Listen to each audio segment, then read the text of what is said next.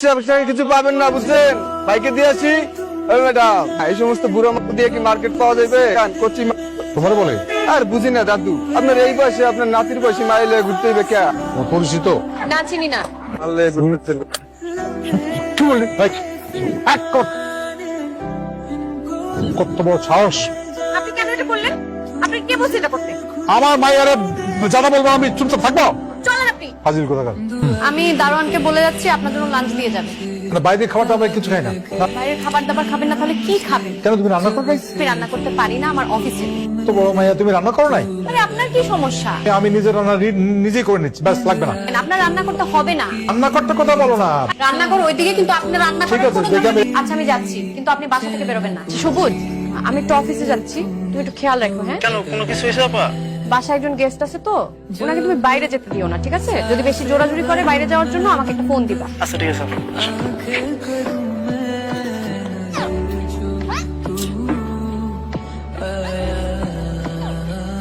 কি এত খাবার আপনি একা রান্না করেছেন? তারা ইচ্ছা করো, যাও হাত ধুয়ে আসো, ঠান্ডা হয়ে যাবে। যাও যাও, আমার কাছে তোমরা নাও। আপনি আগে খান না। আরে নাও, তোমরা নাও। আমি আপনি আর কষ্ট না। করে রান্না করেছি। তোমাদের আব্বা আম্মা মানে আমার তো বাবাকে মনে নেই। আমি যখন খুব ছোট, বাবা মা দুজনকেই হারিয়েছি। আরে চিনে না জানি না একটা লোক বাসায় 7 দিন থাকবে। বিপদে পড়ছে না। আমি ওনাকে একা বাসায় রেখে অফিস যাবো কিভাবে? কি বিশ্বাস? আচ্ছা শুনো, ফারজানা, আরে কই বেলা 9টা বাজে। ফারজানা ওঠো। আপনি প্যান্ট সেলাই করছেন কেন? ছেঁড়া প্যান্ট ঠিক করে দিচ্ছি। এটা ডিজাইন, এটা ছিঁড়ে নাই। এত ছেঁড়া একটা প্যান্ট ডিজাইন কি? ওটা সেলাই করতে হবে আমাকে, আমাকে দেন। সাবধান, এটা কি বললো? লাইটার? না না, লাইটারটা। তুমি সিগারেট খাও না কি? হ্যাঁ? না আমি সিগারেট খাই না। আস্তে কথা বলবো, প্রার্থনা শুনবে। শোনো, এই, যাও।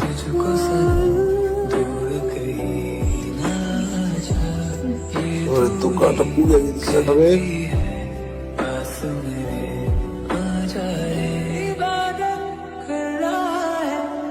কিছুদিন যাবত রমজান চাচার প্রতি কেন যেন আমার বাবার ভালোবাসা বেড়ে যাচ্ছে। তুমি জানো, সত্যি তো আমাদের মাথার উপর তো কখনো কোনো মুরব্বীর ছায়া ছিলই না। উনি আসার পর থেকে কি পরিমাণ টেক কেয়ার করছে। আর আমার জ্বরের সময় যে সেবাটা করলো, ওটা না করলে মনে হয় উঠে বসতেই পারতাম। অথচ আমি ওনার সাথে কত খারাপ ব্যবহার করেছি। ওনাকে আমাদের সাথে আর কিছুদিন থেকে যেতে বলি। আমাদের বাসাটা এত ছোট, উনি ওখানে ফ্লোরিং করে, আমরা রুমে খাটে ঘুমাই। ওনার সামনে দিয়ে চলাফেরা যাওয়া আসা, একটা প্রাইভেসিটাও একটা প্রবলেম। দেখি দুই বেডে একটা বাসা পাই কিনা। ঠিক আছে, তুমি টেনশন করো না, আমি দেখি একটা ব্যবস্থা হয়ে যাবে।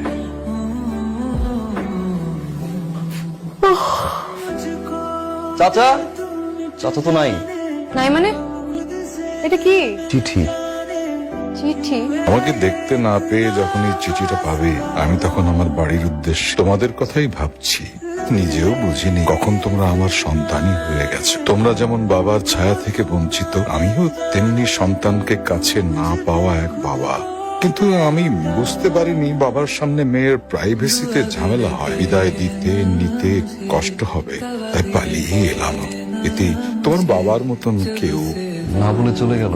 আমাদেরকে না বলে চলে গেল। এত বছর বড় বাবাকে পেয়েও হারালাম। আমরা কি ওনার সাথে খুব বেশি খারাপ ব্যবহার করেছি? তুই প্লিজ ওনাকে নিয়ে আসো, খুঁজে নিয়ে আসো। উনি নাই, চলে গেছে।